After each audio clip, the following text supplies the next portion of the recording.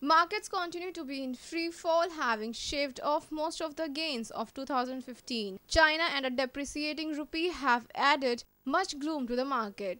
China's worsening economic scenario has triggered a widespread panic selling in world's market in last few months. Meanwhile, the central bank is unrelenting on interest rate cut.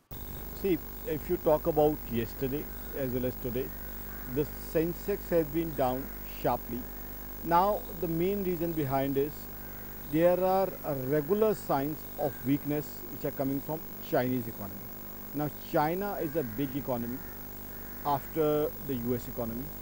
Now, in case there is major impact on such a big economy like China, so the fears are that it could be a bit of global slowdown. Plus, because of that, many other currencies have become weaker.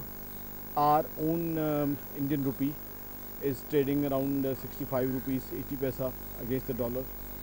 So, with the China fear, I would say roaming around the entire globe, currencies becoming weak.